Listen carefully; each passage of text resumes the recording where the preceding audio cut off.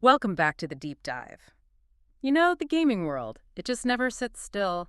Always something interesting happening, always shifting. Absolutely, it moves so fast. Yeah, and today we're going to dig into some of the bigger controversies really making waves right now, mid-June 2025. And these aren't just minor complaints, are they? We're Right. talking issues that touch on, like, how we own games, what kinds of stories get told, core stuff. Exactly. Flashpoints.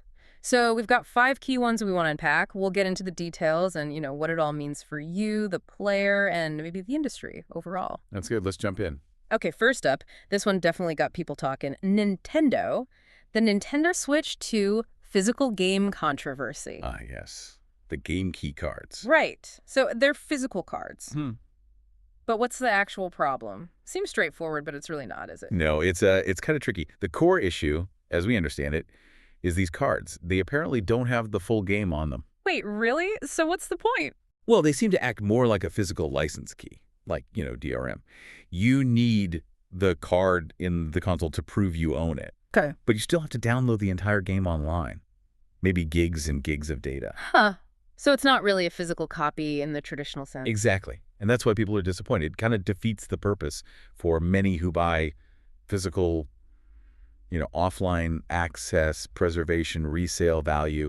It feels closer to digital, just Yeah. clunkier. Yeah, I can see that. Especially the preservation angle, if servers go down years later. Right. What happens then?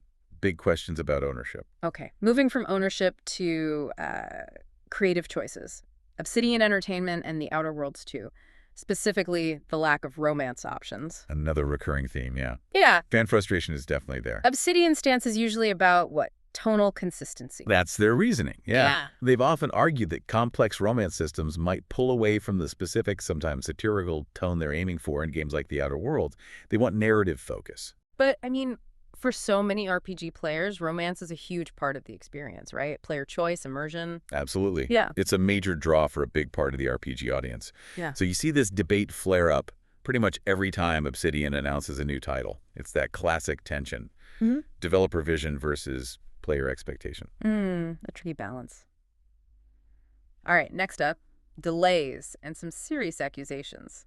Bungie's marathon delay and the plagiarism allegations. Yeah, this one's messy.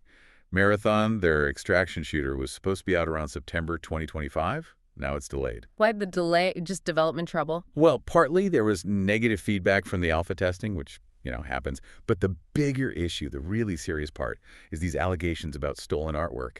Plagiarism. Oof. That's never good. Not at all. And you have to see it in the wider context, too. Bungie is owned by Sony, right? And Sony's been making this big push into live service games.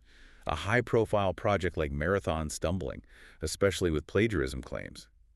That really complicates things for Sony's strategy, puts a lot more scrutiny on that whole live service model. Yeah, definitely raises the stakes. Okay, let's shift gears to a game known for its long development. Star Citizen and the Flight Blade controversy. Ah, Star Citizen. Always something happening there. This was about ship parts, these flight blades. What was the issue? Pay-to-win vibes. Pretty much, yeah. Initially, the only way to get these parts was through the pledge store, spending real money. Ah. So players who paid could get an advantage early on. Exactly. They could get these potentially performance-enhancing parts before anyone else who was just playing the game normally. Understandably, that caused a big backlash, cries of pay to win. So what happened? Did they back down? They did, actually. After the community pushed back hard, the developers confirmed the flight blades would be added to the regular in-game shops for everyone in the June update, so players could earn them through gameplay. Okay, so player feedback worked there, but it still highlights those ongoing worries about monetization, doesn't it? Definitely. Especially in games that are constantly evolving, like Star Citizen. All right, finally, a situation that steps into, well, real-world politics. Hong Kong banning the game Reversed Front. Bonfire. Yeah, this one's quite serious. It's a Taiwanese-developed mobile game. And Hong Kong banned it. Why? It was banned under Hong Kong's national security law. The authorities pointed to the game's content, specifically, it seems, political scenarios involving things like resistance movements. Wow. Yeah. And obviously, this ban has gotten a lot of international attention. It really brings up these complex issues around digital freedom, censorship, and, where creative expression in games bumps up against national laws and politics. It's a stark reminder that games don't exist in a vacuum. Not at all.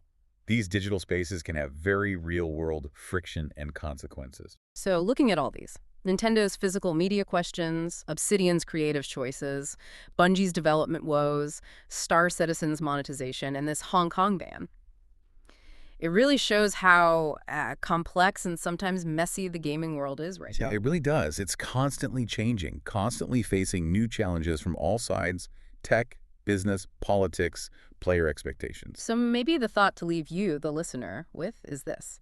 Games are getting so deeply woven into our lives, into commerce, even into politics. What responsibility do developers and platforms actually have? Right. Responsibility to players, to creative freedom. How far can that freedom go when it hits these real-world walls, whether it's a business model that players reject or, a national security law? It's something we'll definitely keep seeing debated.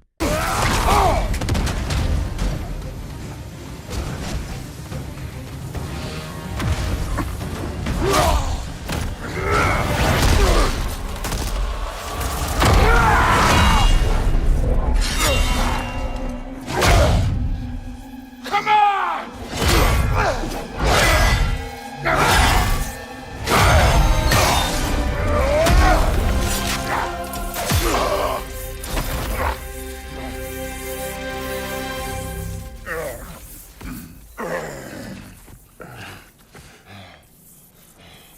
What the fuck are you waiting for?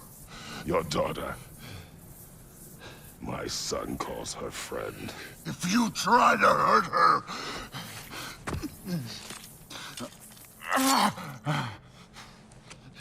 I would not.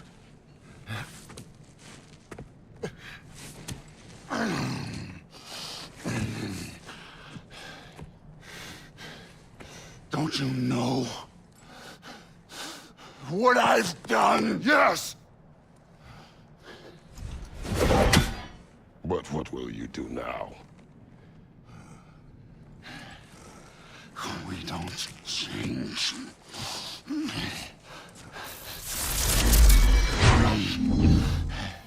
are destroyers. No more. No more. For the sake of our children, we must be better.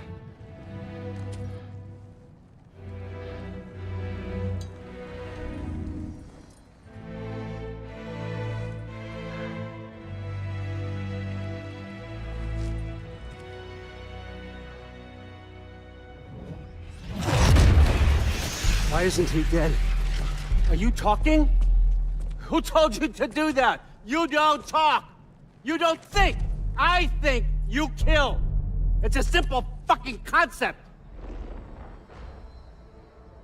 Sif was right about you.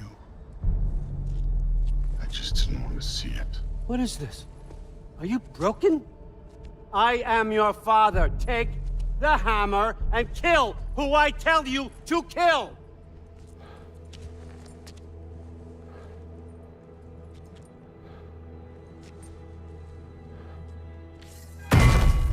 No.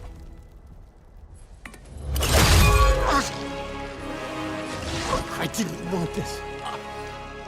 I did not want this.